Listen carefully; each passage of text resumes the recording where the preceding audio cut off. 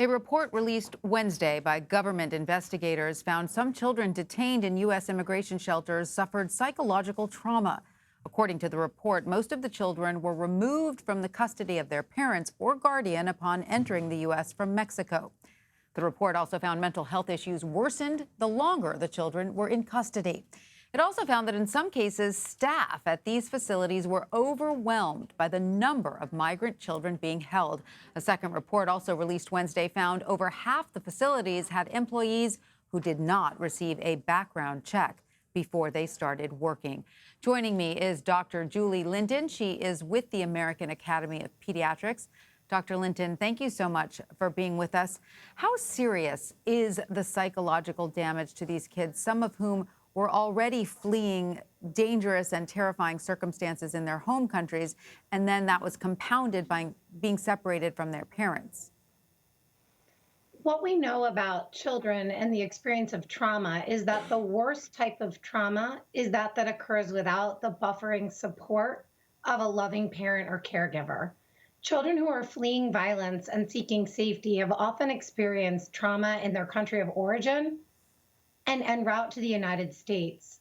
And rather than being welcomed with compassion, dignity, and respect, we instead re-traumatized children with the most horrible thing they could imagine, which was taking them away from the comfort and the support of a parent or caregiver, causing deep and lasting trauma and devastating their short and their long-term health. In this report, there was one boy who reportedly had been separated from his father. He was about 7 or 8 years old and was convinced, according to the workers in the facility, that his father had been killed and that he then would also be killed. And he became so distraught that he finally had to receive emergency psychiatric attention. When you hear something like that, what do you think as a doctor? What I know about trauma is that in the short term, serious stress, known as toxic stress, can cause serious physical and mental health issues. Children may complain about things like headaches or abdominal pain. They may experience difficulty with their bodily functions, like difficulty with toileting or sleeping or eating. They may experience serious mental health difficulties, depression, anxiety, behavioral changes, or developmental regression, difficulty concentrating. A child would never understand why their parent or loving caregiver would disappear in the setting of deep and devastating stress. They have been dependent on that person to buffer that stress. So forcibly separating a child from a parent or caregiver is never going to be the best interest of a child and can be not only confusing, but threaten the short and the long-term health of that child. And so, Doctor, you discussed some of these sort of short-term symptoms or ramifications of this sort of trauma. What are some of the long-term effects? What we understand about trauma is that adverse childhood experiences or very serious things that happen to children when they're young. The studies have been done in the context of a number of traumas, which include things such as separation due to divorce or substance use or physical abuse or mental abuse. And I don't think it's hard to leap to the conclusion that separation in the setting of immigration due to a forcible policy at no risk to the child would be very threatening to the short and the long-term health of a child. And what we know about adverse childhood experiences is that they actually place children at risk for very serious things, such as heart disease, diabetes, depression, substance use, strokes, and cancer. I don't think it's impossible to imagine that the serious threats from things such as systematic separation of children from their parents would place the children that were forcibly separated at very serious, higher risk for problems such as these that we know about: depression, diabetes, heart disease, stroke, and cancer. And Doctor, I also want to ask you about the mental health staff members who were at these migrant facilities caring for some of these children. According to the report, many of them were not equipped to deal with young children. Many of them felt overwhelmed. And in fact, many of them were suffering from some psychological repercussions themselves. So in an ideal world, obviously, these children would not be separated from their families. But if these caregivers are forced to be in this type of situation, How can they mitigate it? What type of care should these staff members be providing? First and foremost, I can't imagine how it would ever be possible to provide care when you're providing care for somebody in the setting of forcible separation that's against the best interest of a child. So I truly empathize with the difficulty that these healthcare providers experienced because they were faced in an impossible situation in the setting of the harms that were done to children.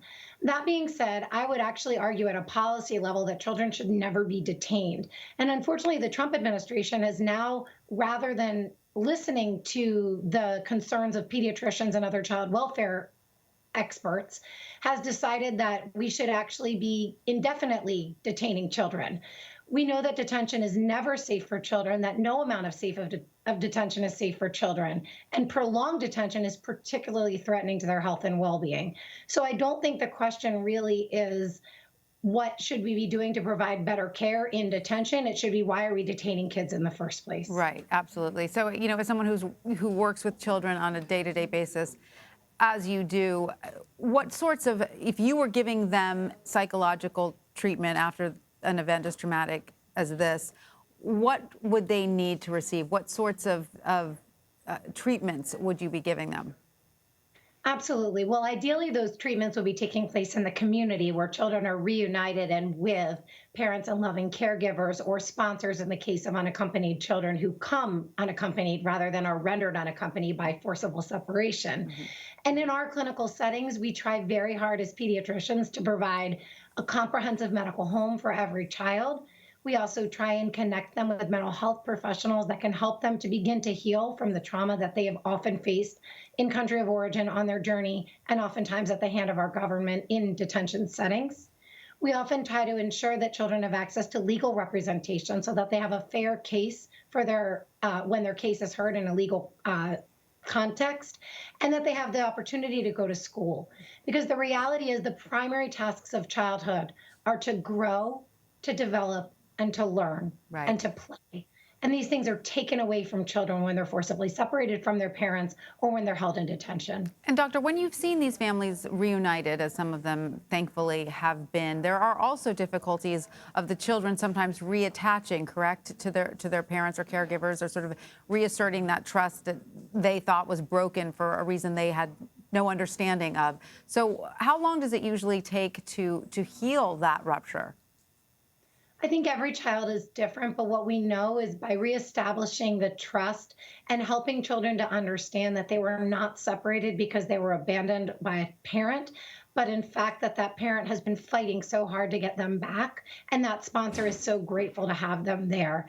Really making sure that our therapies are trauma-informed and are meant to begin to help children to heal from the traumas they faced at multiple phases in their journey, and to support their bond with parents and caregivers, to do things like talking, singing, reading, playing, the things that we know that help children to grow and optimize their brain development despite the trauma that they've been exposed to. Dr. Julie Linton, thank you so much for sharing your medical expertise with us on this very, very important topic. Thank you. Thank you so much for having me today.